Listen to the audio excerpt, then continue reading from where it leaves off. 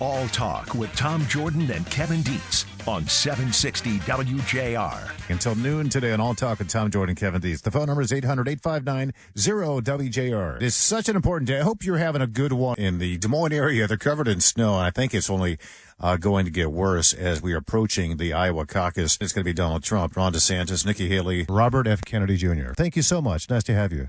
Hey, guys. Thanks for having me. Nikki Haley. Thanks for having me. I appreciate it. Riley Gaines. How you doing, Tom? Ramaswamy joins us now on All Talk. Good morning. Great to have you. Good morning. Good to be on. Thanks for the warm welcome. President Biden and congressional Democrats would like to implement a wealth tax. If you make a lot of money already subject to a tax, or even if you don't, but potentially could based on the markets and unrealized gains, should the government take more of that wealth in order to balance their budgets, to close the deficit? What do you think? 800-859-0957. Is that the way to approach this economy? 800-859-0WJR. All right, so Texas wants its border protected. The federal government won't protect the border, so Texas is enforcing the law on their own. The problem is that the Biden administration doesn't want those laws enforced by Texas, so they're suing the state to get them to stop. And Governor Abbott's like, listen, if we can't protect the border and you won't protect the border, who's going to protect the border? The verdict came in late yesterday. James Crumbley is guilty of involuntary manslaughter for his son's mass shooting at Oxford High School. It's only the second time that a parent has been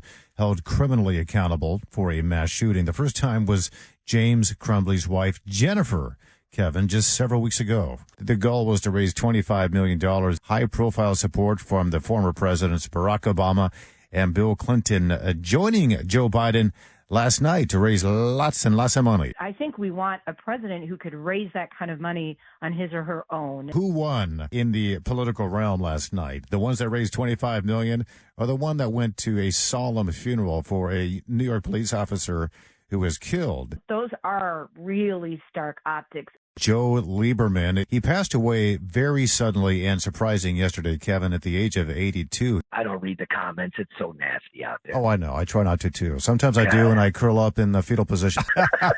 Charlie LaDuff. I don't know about most people, but when somebody tells me they are an accountant, I typically believe them because, you know, who would want to lie about that? No offense, right? Yeah, the president of Mexico and I talked about the Rafah Gate. Right. He was talking about Sisi, the president of Egypt. I think Zelensky and Putin were nearing a deal, at least his people were. And then the Western countries, probably including NATO, but certainly the United States. He came out and said that Robert Hur's special counsel report showed that I did not willfully detain these documents nor share them. In fact, it found the opposite, that he did willfully, over a period of decades, take these documents.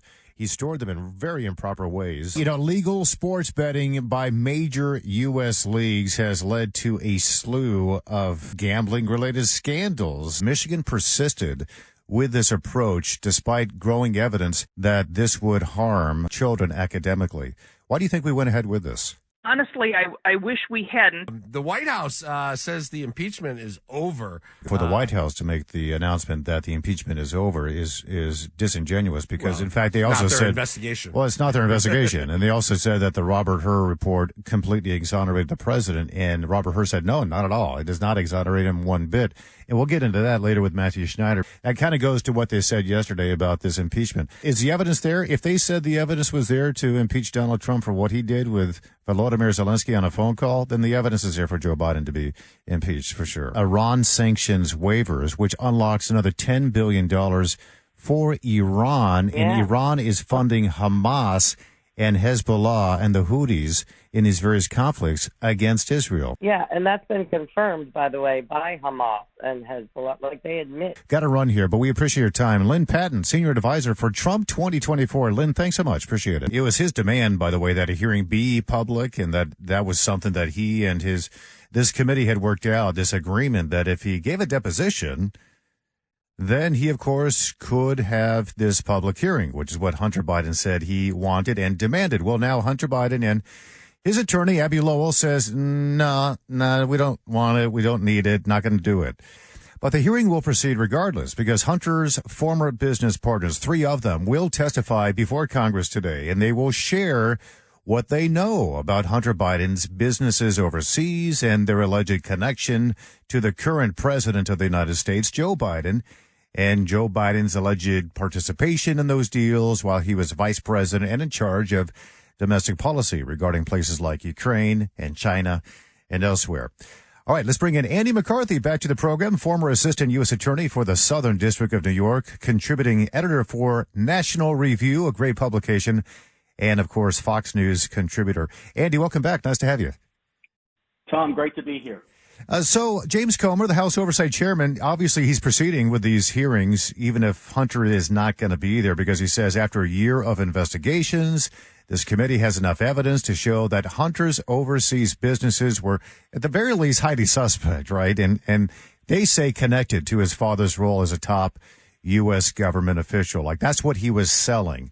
There was no other product. Do you believe he has the evidence to show that connection there, at least in some form or fashion? Oh, yeah, no, I think they've shown that in spades. And money goes one way, and the only thing that appears to be coming back is access to Joe Biden. So I think that's the most important part of it. Right. That's what Comer was essentially saying. He said, listen, we have no credible evidence that the Bidens provided any work product whatsoever. There's no legitimate value. There's no document that the Bidens have provided all these business partners overseas.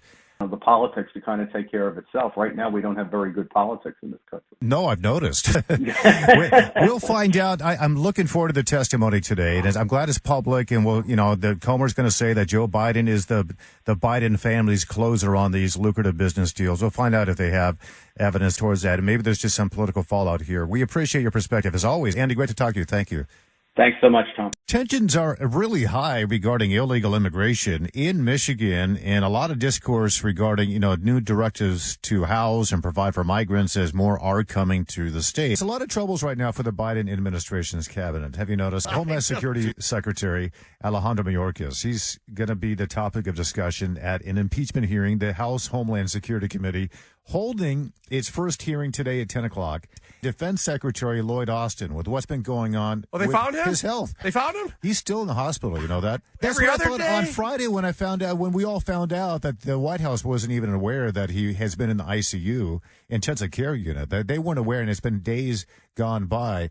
And I thought to myself, does Joe Biden talk to his, secretary? San Diego Field Office, Intelligence Division of Customs and Border Protection, they are warning that those two terror groups, Hamas and Hezbollah, and also the Palestinian Islamic Jihad, well, they are likely entering the United States through the U.S.-Mexico border. And they're warning people in San Diego, really warning the entire nation.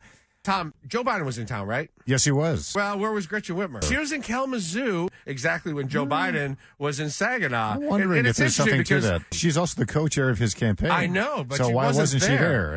It's just odd. The whole thing was odd. We had this buildup of this aggressive campaigning that Joe Biden is going to be doing in the Midwest. Lemonade on the front porch. This is a huge, battleground state. And then he didn't make any speeches. He didn't take any questions from the press. And in fact, they were ushered out. You saw the video. Yeah. Are your driving habits about to change? No? Are you sure about that? Because the Biden administration is now pushing for a 56% sales target for battery electric vehicles by 2032. And it starts with model year 2027. Announcing yesterday these very stringent environmental regulations aimed at significantly reducing gas-powered vehicle emissions, which really is intending to shift the American automobile market towards electric vehicles. And it's going to impact various sectors and possibly hinder the administration's own climate goals, which they say this is all going to help fix. Mike Alamo, Director of Environmental Energy Affairs for the Michigan Chamber. Yeah, thanks so much for having me on today. It wasn't as stringent as was expected. It seems the EPA pulled back a tab, but it's still pretty stringent when you look at overall what's it going to mean to the automobile industry and really just the average consumer who wants to drive a car. This is unprecedented.